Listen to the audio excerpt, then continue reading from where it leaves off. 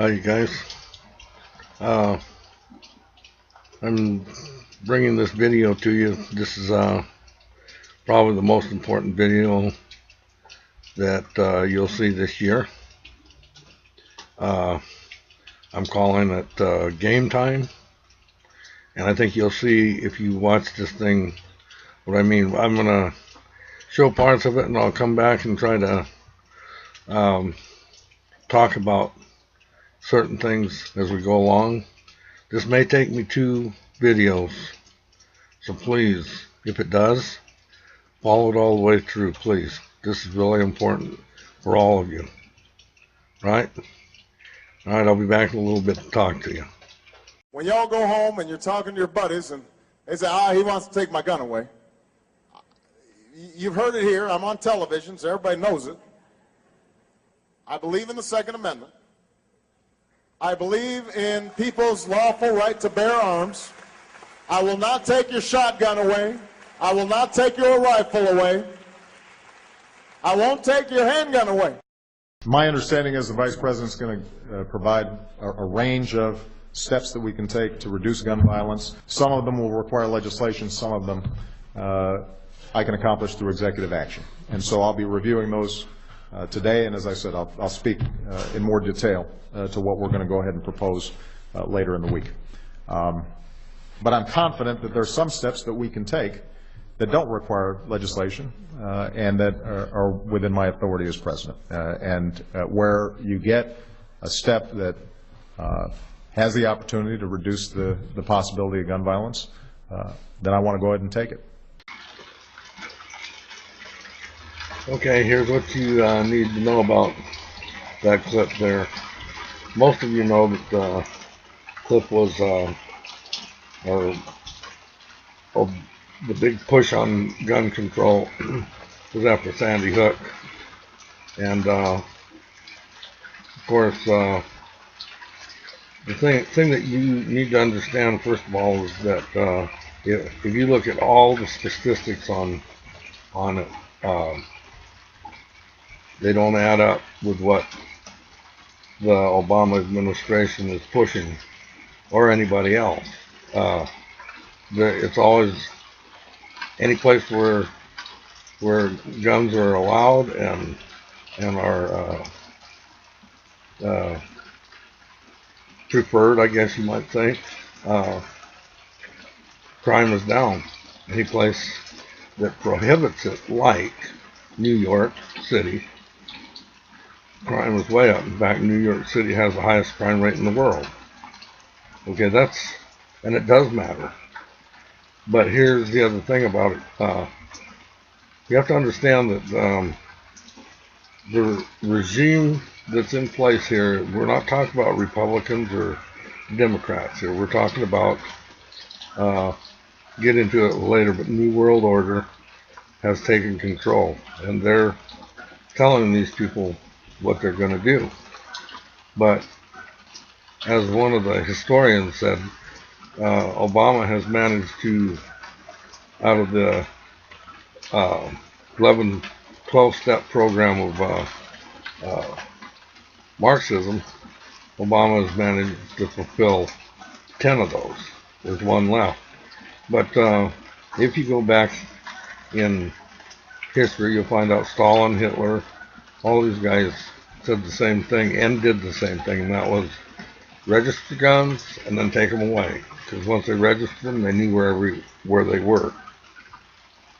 And because, like I said, statistically, there's no reason to make this push for gun control at all. There is no reason. It's non-debatable.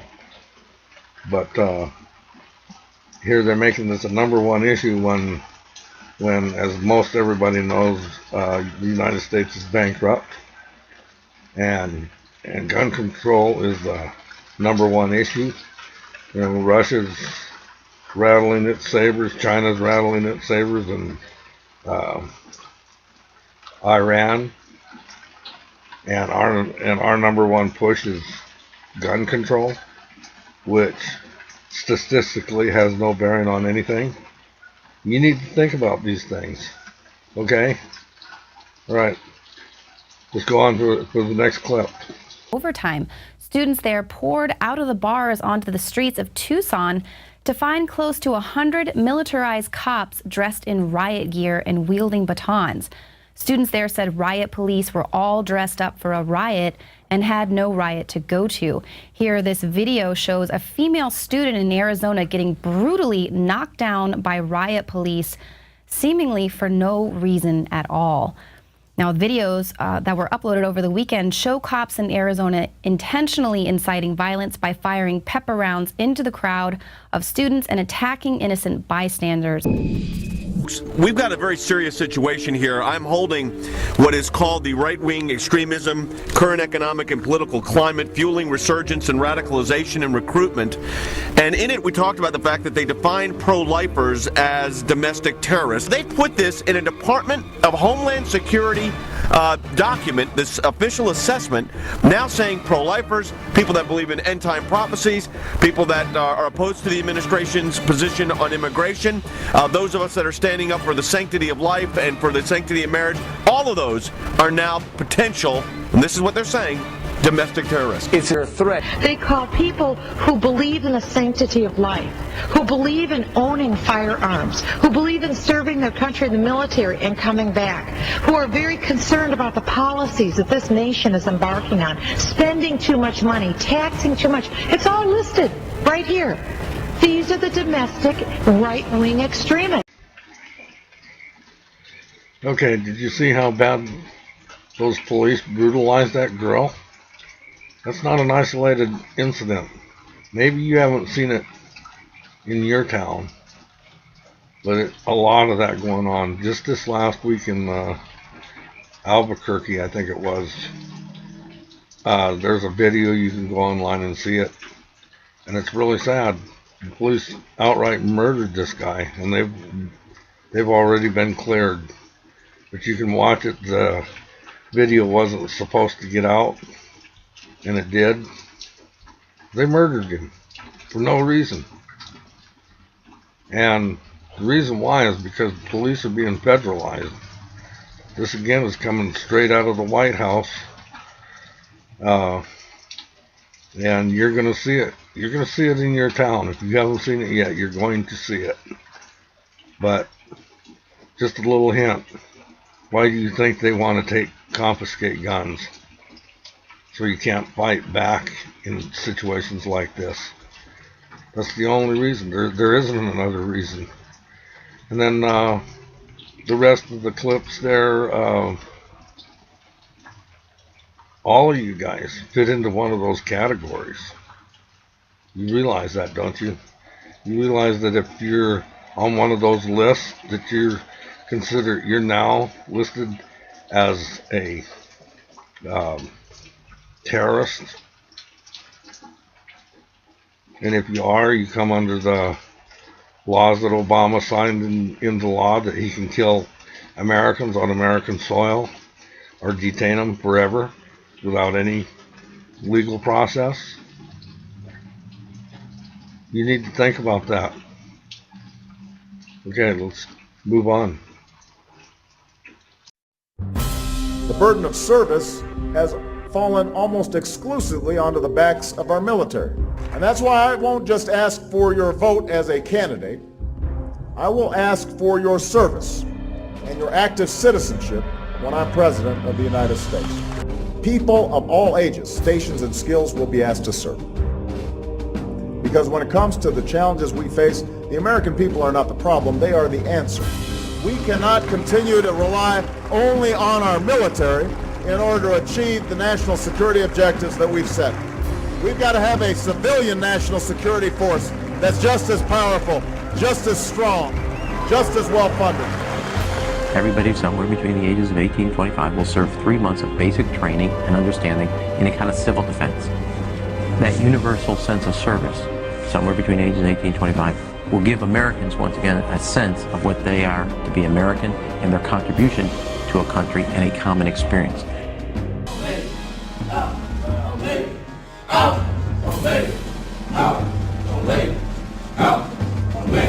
Since then, even the New York Times has reported that they're training the Boy Scouts now with Homeland Security to, quote, take on disgruntled veterans and gun owners in, quote, seek and destroy operations. And they had photos in the New York Times of these kids dressed up in Homeland Security outfits going after veterans and gun owners.